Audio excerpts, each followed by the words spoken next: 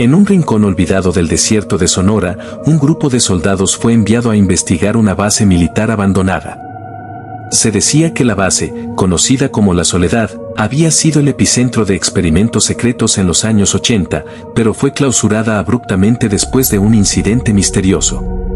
La misión de los soldados era simple: asegurar el perímetro y reportar cualquier actividad inusual. El teniente Vargas lideraba al grupo. Era un veterano con años de experiencia y, aunque no creía en supersticiones, había escuchado historias inquietantes sobre la soledad. Al llegar, la base parecía un cascarón vacío, sus estructuras oxidadas y sus ventanas rotas daban la bienvenida a una atmósfera de abandono y desolación. La primera noche fue tranquila, pero al caer la segunda, las cosas empezaron a cambiar.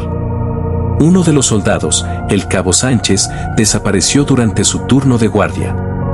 Nadie lo vio salir ni escuchó un solo ruido. La preocupación se convirtió en miedo cuando encontraron su rifle tirado en la entrada de un edificio que había estado sellado. El teniente Vargas decidió que era hora de investigar más a fondo. Guiados por linternas y una sensación de urgencia, el grupo entró en el edificio. Dentro, encontraron habitaciones llenas de equipos antiguos, papeles esparcidos y un silencio sepulcral. Mientras avanzaban, un ruido sordo y constante los llevó hasta una puerta reforzada con viejas cerraduras. Al abrirla, descubrieron una escalera que descendía hacia las entrañas de la base.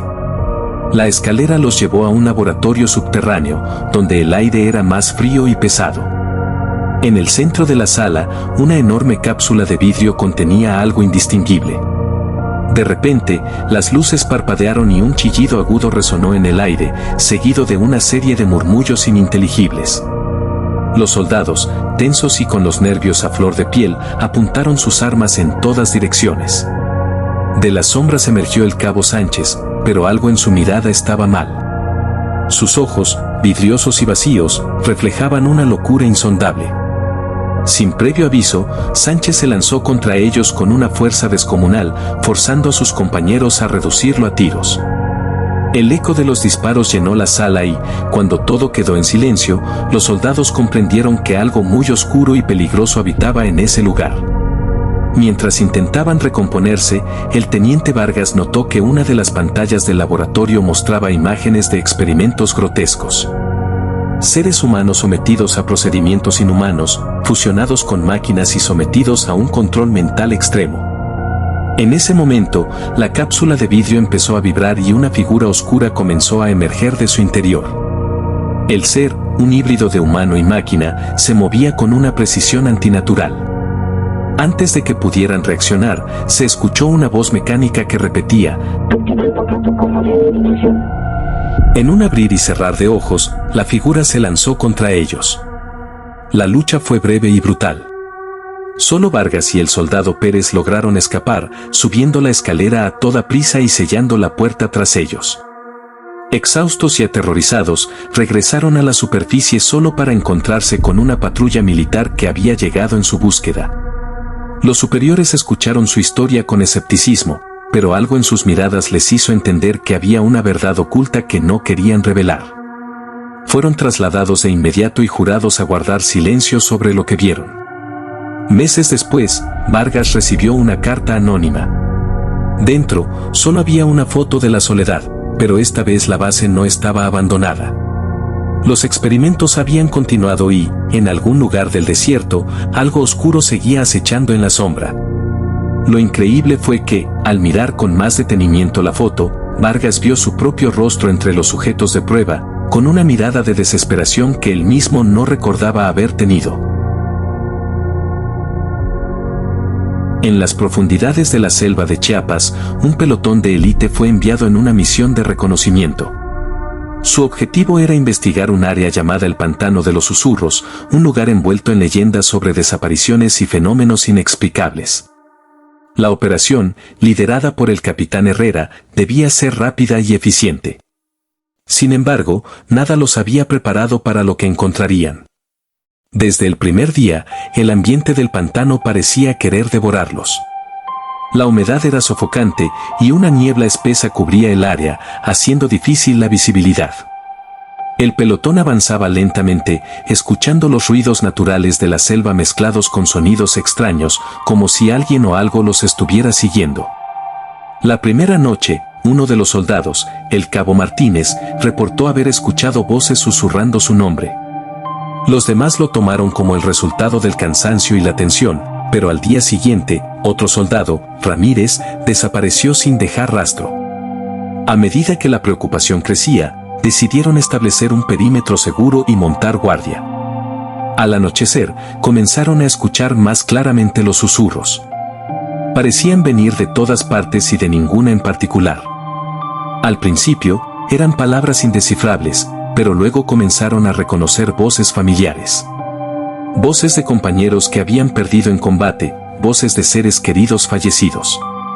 El capitán Herrera intentó mantener la calma entre sus hombres, pero él mismo estaba empezando a sentirse afectado. En sus sueños, veía sombras que se movían a su alrededor y escuchaba el eco de risas macabras. Al tercer día, mientras exploraban una zona más profunda del pantano, encontraron una antigua cabaña de madera, cubierta de musgo y casi oculta por la vegetación. Decidieron investigar. Dentro de la cabaña, encontraron restos de equipo militar viejo, mapas de la región y lo que parecían ser diarios escritos por soldados que habían estado en la misma misión años atrás. Los diarios hablaban de una maldición que residía en el pantano, una entidad que se alimentaba del miedo y las almas de los que se adentraban en su dominio. De repente, la cabaña se estremeció y un viento helado recorrió el lugar. Las puertas se cerraron de golpe y las ventanas se oscurecieron. Los susurros se convirtieron en gritos desgarradores. Los soldados, presa del pánico, intentaron salir, pero la entidad no se lo permitió. Vieron cómo sombras sin forma se materializaban a su alrededor, extendiendo manos fantasmales hacia ellos. El capitán Herrera, con un último acto de valentía, encontró un mapa en el suelo que mostraba una posible salida del pantano. Gritó órdenes a sus hombres y, rompiendo una ventana, lograron escapar de la cabaña. Corrieron a través de la selva, guiados por el mapa y la desesperación. Cuando finalmente emergieron del pantano, el aire se aclaró y los susurros cesaron. Exhaustos y temblorosos, se dieron cuenta de que solo quedaban la mitad de los hombres con los que habían comenzado. Al llegar a la base, informaron a sus superiores sobre lo sucedido, pero se encontraron con incredulidad y desdén. Semanas después, el capitán Herrera, incapaz de olvidar las voces y los rostros de sus compañeros perdidos, decidió regresar al pantano por su cuenta. Nunca más se supo de él. Años más tarde, cuando un nuevo pelotón fue enviado al pantano de los susurros. En una misión similar, encontraron una cabaña con restos de equipos militares recientes y un diario escrito por el capitán Herrera.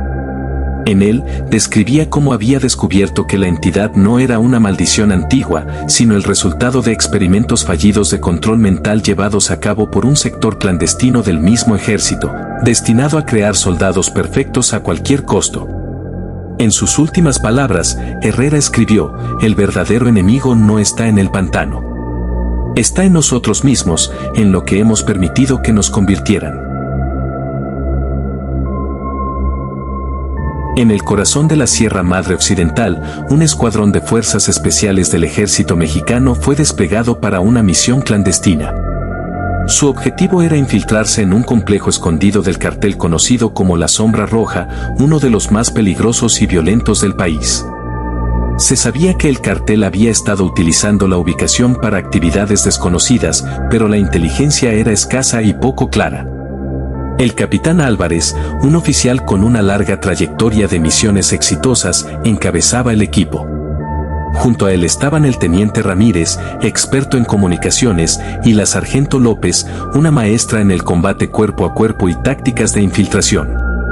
El escuadrón, compuesto por 10 soldados en total, estaba preparado para cualquier eventualidad, o eso creían. El viaje a través de la selva fue arduo. Al llegar a las cercanías del complejo del cartel, establecieron un campamento oculto y comenzaron la vigilancia. Desde su posición, podían ver una serie de edificios camuflados entre la vegetación, todos fuertemente vigilados. Decidieron moverse bajo la cobertura de la noche para evitar ser detectados. Durante su acercamiento, escucharon gritos y ruidos extraños provenientes de uno de los edificios más grandes. Siguiendo el plan, se dividieron en dos grupos. El capitán Álvarez lideró el primer grupo hacia el edificio principal, mientras que el teniente Ramírez y la sargento López se dirigieron a una estructura que parecía una barraca de guardias. Al ingresar al edificio principal, Álvarez y su equipo encontraron un laboratorio improvisado. La escena era escalofriante, había mesas con equipos médicos, jaulas con animales muertos y un olor nauseabundo en el aire. En el centro de la sala, una cámara de vidrio contenía un líquido turbio con algo moviéndose dentro. Sin previo aviso, un guardia del cartel lo sorprendió y se produjo un tiroteo. El equipo neutralizó la amenaza, pero no antes de que se activara una alarma.